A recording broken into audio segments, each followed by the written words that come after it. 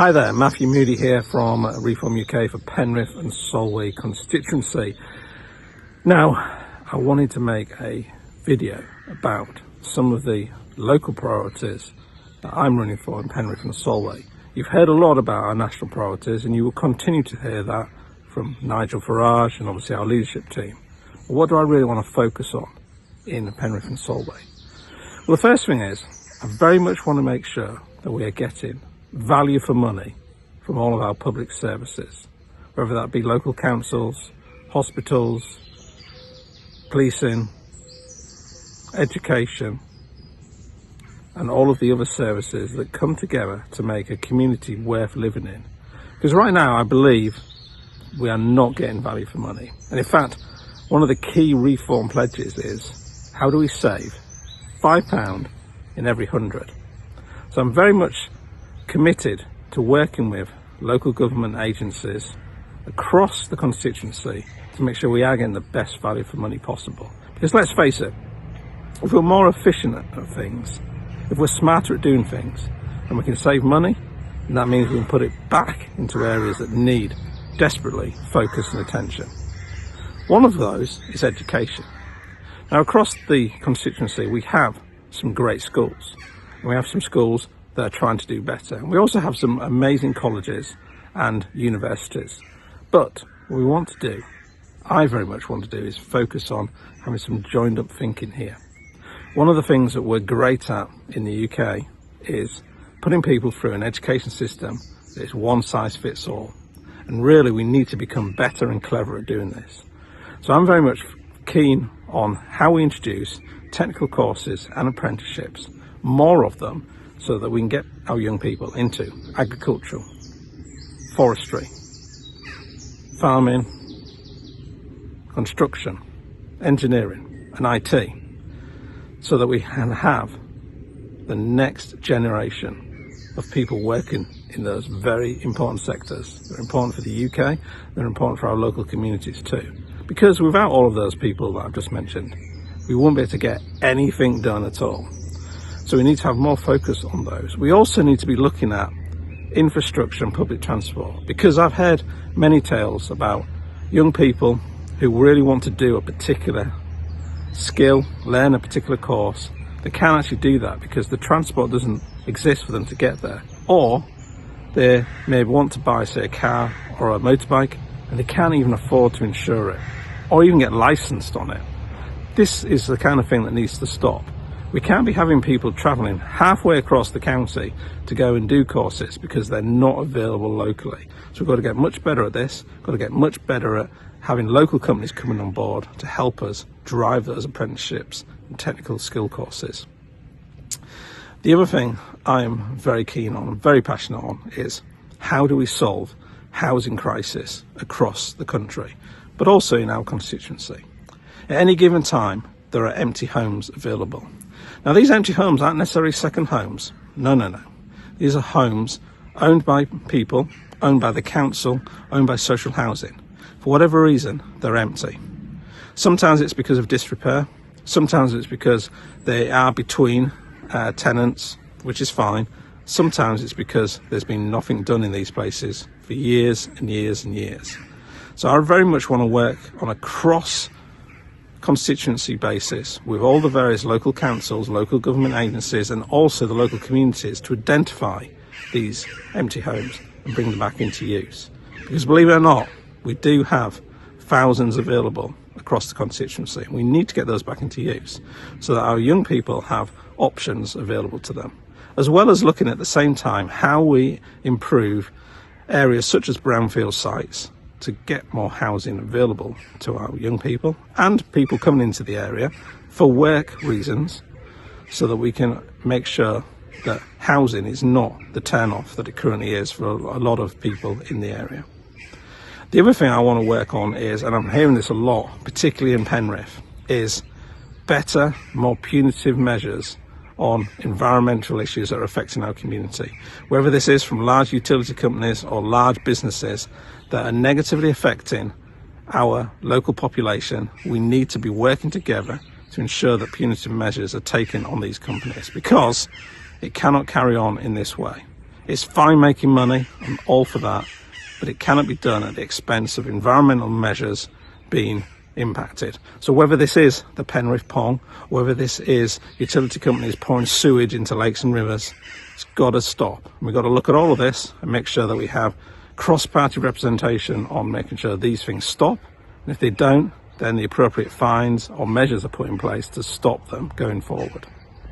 The last thing, and it's probably very important because after all, we live in this amazing rural landscape, is our farmers. Our farmers have a really bad deal right now. They're actively being paid not to farm, not to grow food, not to improve on livestock, but instead to rewild, to grow trees, to spend 15 to 20 hours a week on paperwork, including this cattle move from A to B. This is nonsense. It has to stop. We've got to increase the farming budget, put more into smaller farms, got to get rid of this red tape. We've got to make sure that these subsidies are gone and we're focused on getting farmers to farm for what we want them to farm for, which is food. At the same time, we've got to go after the supermarkets. I'm sorry, but supermarket price fixing is a reality. It is happening. No one's talking about this apart from ReformUK. We've got to get this stopped. We've got to be buying British. We've got to be getting the quality up. We've got to be stopping these supermarkets dictating what a farmer grows, how they grow it, what it looks like, when they can send it, how many they can send. We've got to move away from this.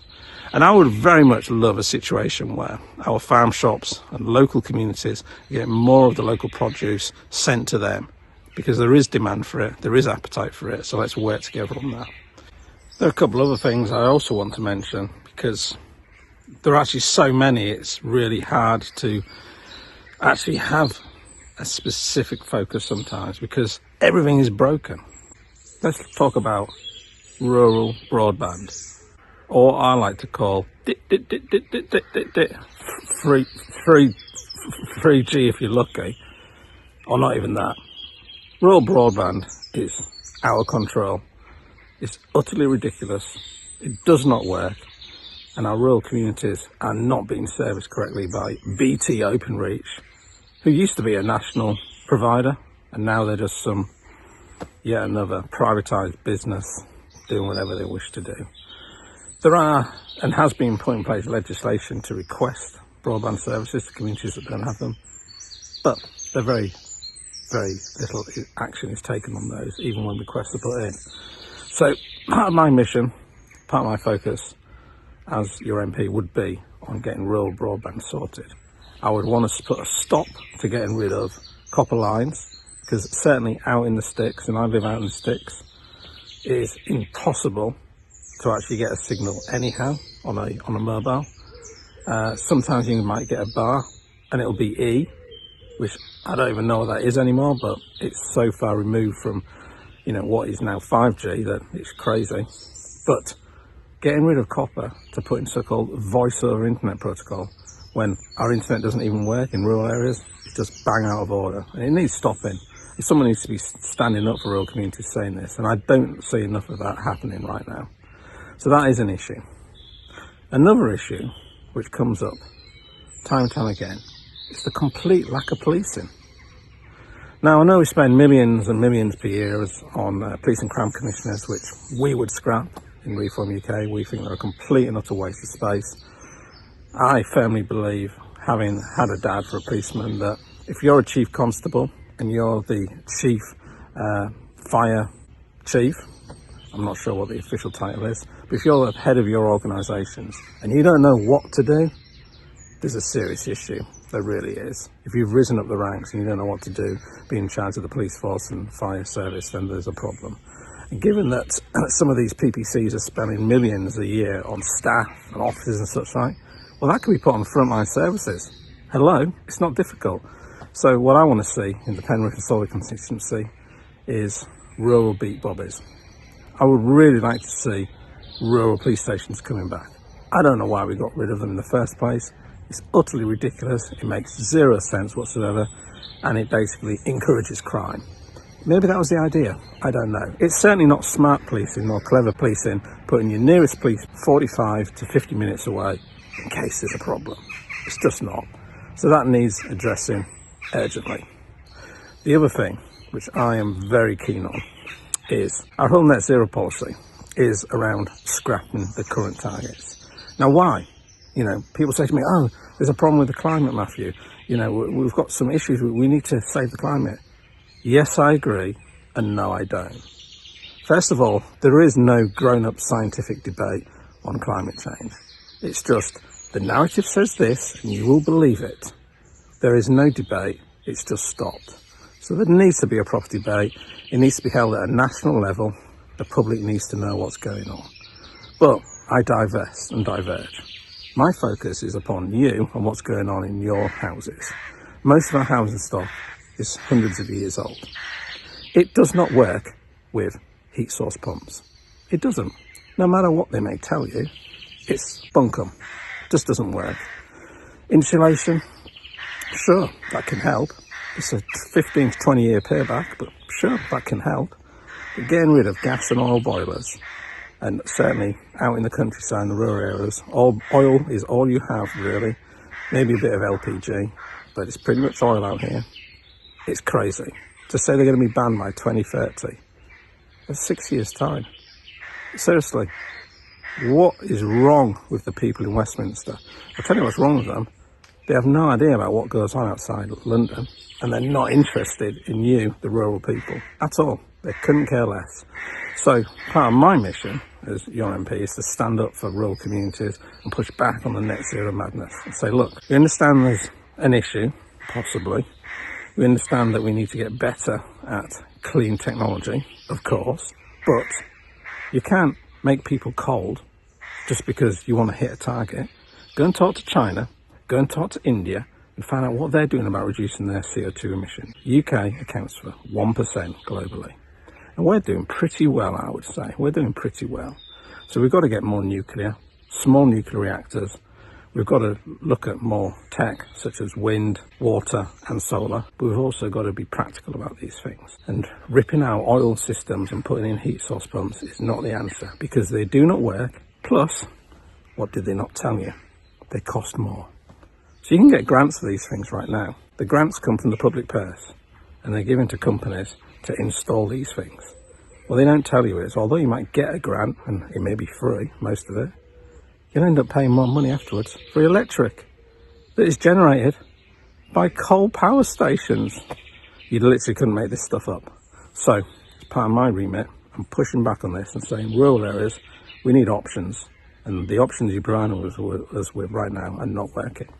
So this is just a flavour of some of the things that I'm keen and passionate about, and I hope you share my feelings and thoughts on the subjects, and you'll be wanting to vote for ReformUK in the next election, because we're the only people talking about these issues, we are the only people bringing them up. The other parties are just talking, they're talking shop. It's almost like a game to them. This is not a game. This is people's lives. We need to get serious about it.